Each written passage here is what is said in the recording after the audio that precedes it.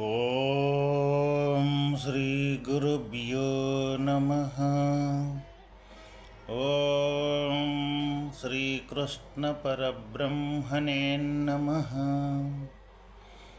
ఓం శుక్లాంబరధరం విష్ణుం శశివర్ణం చతుర్భుజం ప్రసన్నవదనం ధ్యాయేత్ సర్వవిఘ్నోపశాంతయే.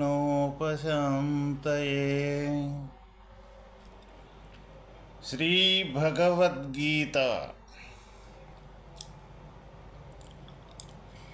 ఉత్తమయోగి రాయి బంగారు మొదలైన మిథ్యారూప దుష్ట వస్తువులన్నింటి యందును సమత్వమే గోచరించును. ఆత్మప్రాప్తికి మట్టి ఉపయోగింపబడదు, అట్లే బంగారమును ఉపయోగపడదు. ఈ సత్యమెరింగినందువలన యోగి దృష్టిలో రెండును సమముగానే యుండును. చివరి క్షణము వరకు అట్టి సమదృష్టినే ఇంకను వివరించి చెప్పుచున్నారు.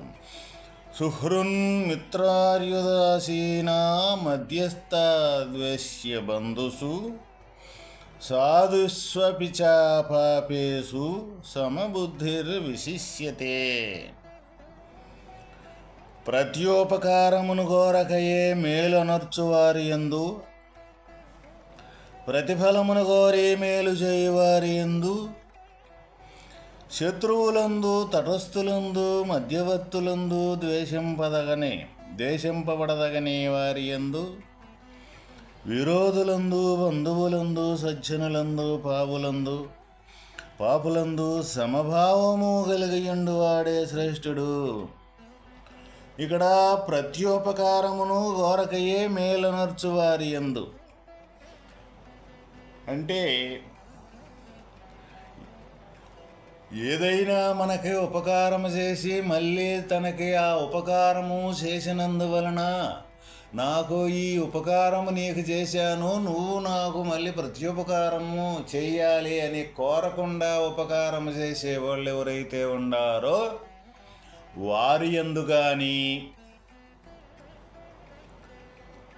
ఇక ప్రతిఫలమును కోరి మేలు చేయువారి యందు గాని, అంటే వాళ్ళు మనకు మేలు చేసి మళ్ళీ ఆ మేలుకు తగిన ప్రతిఫలాన్ని కోరే వాళ్ళు ఎవరైతే ఉంటారో వాళ్ళ యందు గాని,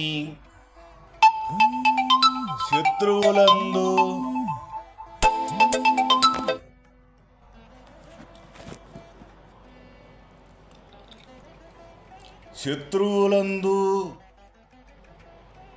అంటే మనకు విరోధంగా ఎవరైతే ఉంటారో వాళ్ళ యందు గాని, తటస్థులందు మనకి విరోధులు కాకుండా మనకు మిత్రులు కాకుండా ఉండే తటస్థంగా ఉండేవాళ్ళు యందు గాని, మధ్యవర్తులందు అట్లా కొద్దిసేపు బాగుండి కొద్దిసేపు మరలా కనీసం బాగుండకుండా ఉండే మధ్య రకంగా ఉండేవాళ్ళు కానీ, మనల్ని ద్వేషింపకుండా ఉండేవారి యందు గాని, మనకు బంధువులు ఎవరైతే ఉంటారో ఆ బంధువులందు గాని, సజ్జనులు ఎవరైతే ఉంటారో ఆ సజ్జనులు అంటే మంచి పనులు చేసేవాళ్ళు, ఒకరికి మేలు చేసేవాళ్ళు ఎవరైతే ఉంటారో వాళ్ళ యందు కానీ, పాపులందు అంటే నిరంతరము ఒకరిని హింసించి ఒకరిని బాధ పెట్టి వాళ్ళు సంతోషంగా ఉండే యొక్క గుణం కలిగిన వాళ్ళు ఎవరైతే ఉంటారో వాళ్ళ యందు కానీ, సమభావము కలిగియుండు వాడే శ్రేష్ఠుడు. ఇక్కడ ఎవరయ్యా శ్రేష్ఠుడు అంటే ఇన్ని రకాలుగా మేలు చేసేవాళ్ళుగా ఎందు కానీ, ప్రతిఫలము కోరకుండా ఉండేవాళ్ళు ఎందు కానీ, లేకపోతే శత్రువులందు కానీ, తటస్థులందు కానీ, ఇన్ని రకాల మనస్తత్వం కలిగిన ఈ లోకంలో ఉండే ఏ జనులైతే ఉండారో వాళ్ళు ఎవరి మీద కూడా ఒకరి మీద ఎక్కువ ప్రీతి కానీ, ఒకరి మీద తక్కువ ప్రీతి కానీ, ఒకరి మీద కోపం కానీ, ఒకరి మీద బంధువులని ప్రేమ కానీ, లేకపోతే వీళ్ళు మేలు చేసేవాళ్ళు 10 మందికనే సజ్జనులందు కానీ, లేకపోతే పాపం చేసేవాళ్ళు అంటే ఒకరిని బాధ పెట్టి హింసించేవాళ్ళు, ఇటువంటి వాళ్ళు మొత్తం కూడా ఈ లోకంలో మనకు తటస్థపడుతూ ఉంటారు.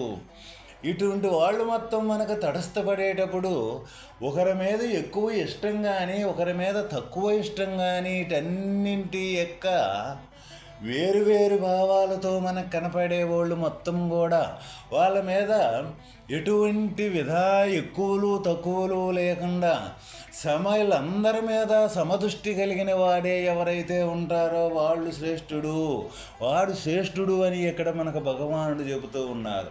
మరి ఏ విధంగా వాళ్ళు ఇన్ని రకాలుగా మనకి గోచరమవుతూ ఉన్నాయి ఈ లోకములో, ఏ విధంగా వాళ్ళందరినీ సమదృష్టిగా చూడగలిగే యొక్క లక్షణం ఏ విధంగా మనకు తయారవుతూ ఉన్నది అంటే, ఇక్కడ వ్యక్తిని చూడటంతో ఆ వ్యక్తి వేరు, ఈ వ్యక్తి నేను వేరు, ఆ వ్యక్తి వేరు అనే భిన్నమైన భావన మన మనస్సులో ఉన్నంతసేపు ఈ లోకంలో ఇన్ని రకాలుగా తయారైన ఏ జనాలైతే ఉండారో వాళ్ళ మీద సమదృష్టి చూడాలి అని అనుకుంటే చూసి ఎవరూ ఉండలేరు. ఎందుకంటే ఎన్ని రకాలుగా మనకి గోచరం అవుతూ ఉన్న దానికి కారణం ఏమిటి అంటే, ముందు నేను వేరు వాళ్ళు వేరు అనే భావం ఏదైతే ఉందో మనకి, ఆ అహమ్మములు ఏవైతే ఉన్నాయో అవి మనకు తొలగనంతసేపు కూడా ఇన్ని రకాల వ్యక్తిత్వం కలిగిన భావాలు కలిగిన జనులు ఈ లోకంలో ఉంటూనే ఉంటారు. ఇన్ని రకాల వ్యక్తిత్వం కలిగిన లోకులు ఉన్నప్పుడు వాళ్ళని సమభావంగా చూసేదానికి ఎటువంటి పరిస్థితుల్లో కూడా మనలో ఈ అహం, నేననే అహం, నువ్వనే వేరు, ఈ అహమ్మలో ఉన్నంతసేపు ఎటువంటి పరిస్థితుల్లో కూడా ఈ సమదృష్టి అనేది మనకు ఏర్పడదు.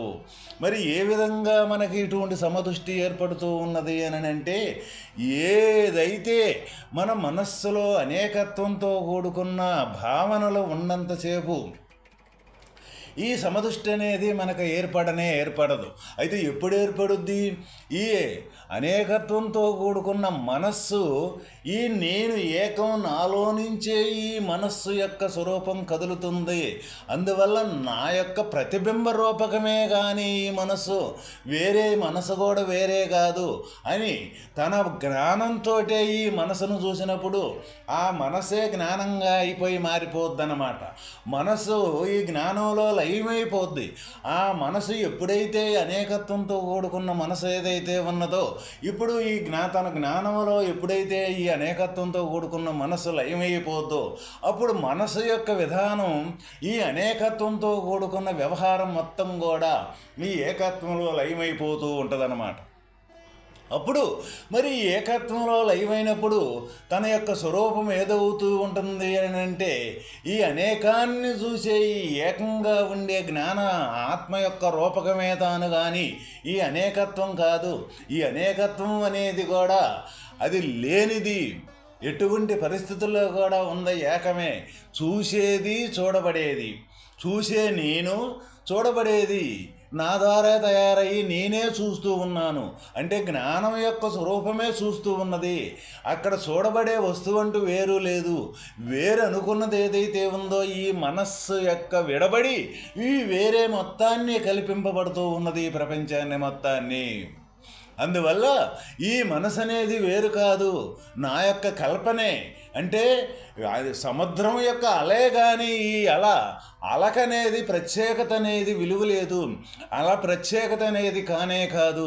ఈ సముద్రం యొక్క నీరే అలగాలేసింది, మళ్ళీ ఆ సముద్రం ఆ నీటిలోనే విలీనమైపోతూ ఉన్నది. అదేవిధంగా జ్ఞానంలో నుంచి కల్పింపబడ్డ మనసు ఏదైతే ఉందో అది మళ్ళీ జ్ఞానంలోనే విలీనమైపోతూ ఉన్నది. అందువల్ల జ్ఞానమే మనసు అంటే అలే నీరు, నీరే అల.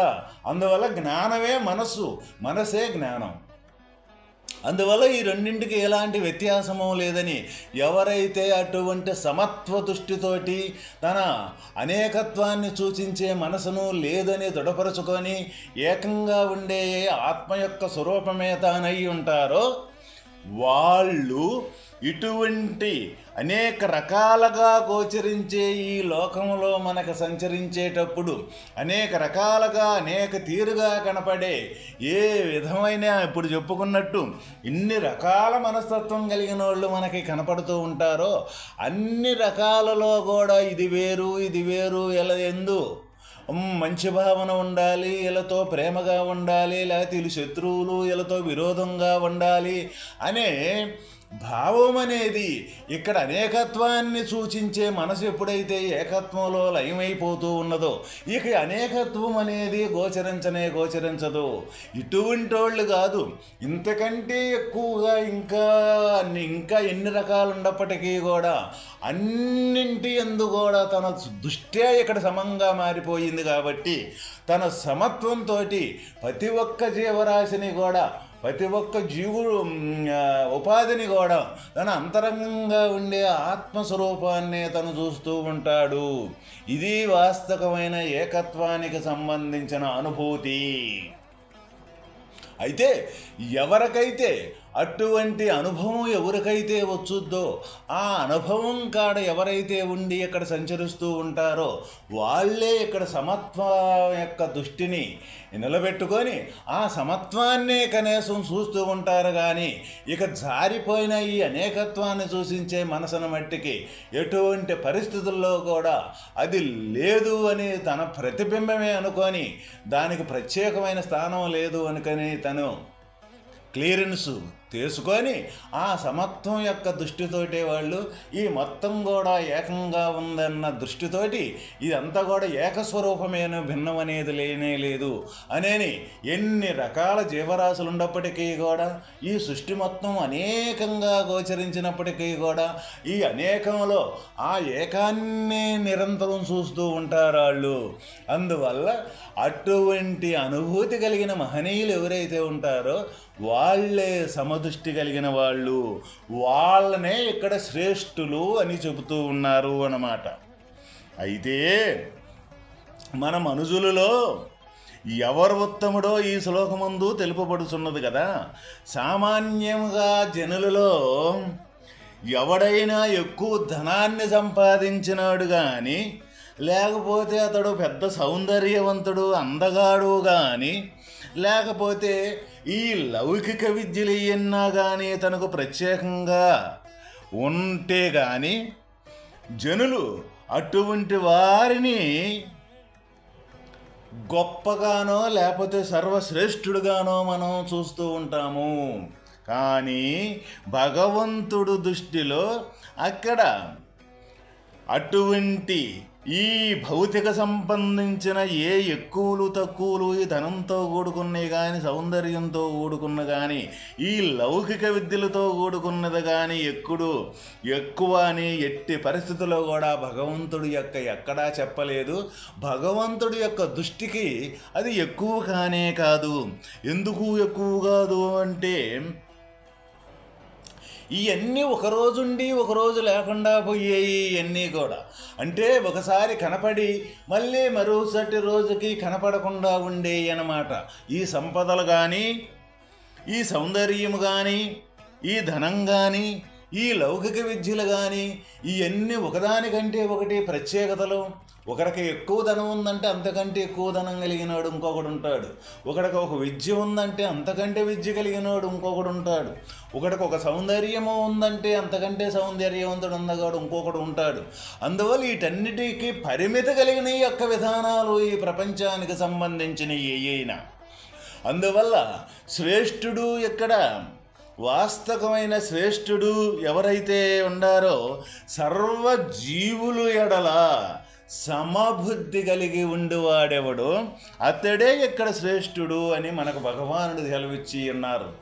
మరి ఏ విధంగా శ్రేష్ఠుడంటే అటువంటి సమత్వం అనేది ఏదైతే ఉందో ఈ సర్వవ్యాపకంగా సర్వసమానంగా ఏ స్వరూపమైతే ఉన్నదో ఆ స్వరూపమే ఆత్మ యొక్క స్వరూపం. ఆ ఆత్మ యొక్క స్వరూపంలో ఈ అనేకం అనేది లేనే లేదు. ఆ ఆత్మ యొక్క దృష్టితోటిగానే ఎవరైతే ఉండగలుగుతారో వాళ్ళకి ఈ సర్వజీవుల ఎడల కూడా సమదృష్టి సమభావనే తనకు కలిగి ఉంటాడు. కానీ ఈ అనేకంతో కూడుకున్న ఎక్కువలు తక్కువలు అక్కడ ఉండనే ఉండవు.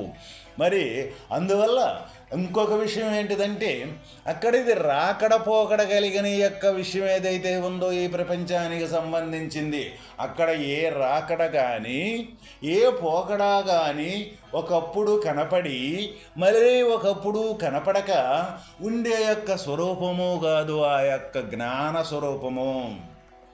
ఎప్పుడూ ఒకే రకంగా ఉండే యొక్క స్వరూపం. ఎన్ని మార్పులు చెందినా అక్కడ మార్పు చెందిన యొక్క స్వరూపం ఆ ఏకత్వము. అంటే ఎన్ని రకాల చిత్ర విచిత్రాల కనీసం గోచరించినా కానీ అవన్నీ కూడా అక్కడ ఏ చిత్ర విచిత్రాలు గోచరించని యొక్క స్వరూపము ఏకస్వరూపము. అంటే అందువల్ల అటువంటి స్వరూపము యొక్క ఆధారంతో ఇవన్నీ అనేకత్వం కల్పింపబడి మళ్ళీ అక్కడే విలీనమైపోతూ ఉన్నాయి. కానీ వీటికి వాస్తవమైన ఉనికి లేనే లేదు. అందువల్ల వాస్తవమైన ఉనికి లేని దానికి ఎప్పుడైతే ఎవరి మనసు అయితే ఆ వాస్తవ స్వరూపంలో నుంచి నేను అని తప్పుకొని ఈ ప్రత్యేకతని తయారు చేసుకొని ఈ అనేకత్వమే నిజమని పోయేదానికి శ్రేష్టత్వాన్ని భగవంతుడు ఎట్టి పరిస్థితుల్లో కూడా ఇక్కడ మనకి ఆపాదించలేదు. ఇక్కడ శ్రేష్టత్వం ఉన్నత యొక్క స్థితి దేనికి ఆపాదించారు అంటే సర్వజీవులలో కూడా ఉండే యొక్క సమత్వంగా ఉండే యొక్క ఏకంగా ఉండే యొక్క ఆత్మ యొక్క స్వరూపంగా ఎవరైతే ఉండగలుగుతున్నారో వాళ్ళనే శ్రేష్ఠులు అని చెబుతూ ఉన్నారు. కానీ ఈ అనేకత్వంతో కూడుకున్న యొక్క లక్షణం కలిగిన వారిని ఎటువంటి పరిస్థితుల్లో కూడా శ్రేష్టత్వం ఇవ్వలేదు. కాబట్టి మనం ప్రతి ఒక్కరము కూడా అటువంటి ఏకంగా ఉండే యొక్క స్థితిని చూచేది చూడబడేది రెండు ఒకటే. అటువంటప్పుడు చూసే అనేకత్వంతో కూడుకున్నది ఏదైతే ఉందో అది మనస్సు కల్పనతో ఈ అనేకత్వం తయారవుతుంది. అయితే మన మనస్సును మనం ఎప్పుడైతే చూస్తూ ఉన్నామో ఆ మనస్సు మనలోనే కనీసం లయమైపోతూ ఉన్నది. అప్పుడు చూపు ఒక్కటే అక్కడ మిగులుతూ ఉన్నది. అప్పుడు చూపు ఒక్కటే మిగులున్నప్పుడు ఆ చూపుతోటే చూసినప్పుడు ఈ అనేకత్వాన్ని సృష్టించే యొక్క మనసు విలీనమైపోతుంది. అది సముద్రం అలల్లే అట లేచి ఆ తిరుగు అయిపోతుంది. అందువల్ల ఈ మనసు అనేది కూడా ఆ తిరుగు అట లేచి అట పోయేది కూడా తన యొక్క జ్ఞానం యొక్క స్వరూపమే. ఆత్మ యొక్క రూపకంగా ఎవరైతే చూడగలుగుతున్నారో వాళ్ళకు మొత్తం కూడా సమదృష్టిగానే గోచరిస్తూ ఉన్నది. అక్కడ ఎక్కువలు తక్కువలు అనే భేదాన్ని కల్పించే మనసు ఎప్పుడైతే ఇది లేకుండా పోతుందో అప్పుడు చూసేది చూడబడేది ఒకటే. ఇది మొత్తం సమంగానే ఏకంగా ఉందన్న అనుభూతి ఏ సాధకుడికైతే కలుగుతూ ఉన్నదో ఆ సాధకుడే వాస్తవమైన శ్రేష్టత్వాన్ని పొందిన మహనీయుడు. అందువల్ల మనం ప్రతి ఒక్కరము కూడా ఇక్కడ ఈ చర్చనీయాంశం ఏదైతే ఉన్నదో ఈ ప్రబోధం ఏదైతే ఉన్నదో ఇది జరిగేటప్పుడు బాగుగా మనం విచారించి మనం ఎక్కడ ఉన్నాము, ఈ సమత్వం దృష్టితోటి ఉన్నామా, ఈ అనేకత్వంతో కూడుకున్న మనసుతోటి ఉన్నామా, మనకి ప్రపంచం అనేకంగా కనపడతా ఉందా, పోనీ మరి లేకపోతే ఏకంగా కనపడుతుందా, మరి ఏకమైన దృష్టితోటే మనం ఉండామా అని ప్రతి ఒక్కరము కూడా మనం ప్రశ్నించుకోవాల్సిన యొక్క సమయం. అందుకే మనకు పెద్దలు ఇటువంటి గ్రంథాలను మనకు అందించింది. ప్రతి ఒక్కరు కూడా ఈ అనేకత్వంతో కూడుకున్న మనసుతోటి ఈ జనన మరణాలనే చక్రంలో కొట్టుకుపోతున్నారు ప్రతి జీవి కూడా. అందువల్ల మానవ జన్మం అనేది అతి ఉత్తమోత్తమైనది. కాబట్టి ఈ జన్మకి ఇటువంటి విచారణ చేసే యొక్క జ్ఞానం ఉన్నది. ఆ జ్ఞానంతో తన వాస్తవమైన స్వరూపాన్ని తెలుసుకునేదానికి సంబంధించిన అనుకూలత ఉందని మనకు పెద్దలు చెప్తూ ఉన్నారు. అది మనం ప్రతి ఒక్కరం కూడా గమనించి ముందుకు సాగాల్సిన అవసరం ఎంతైనా ఉన్నది. ఓం తత్సత్.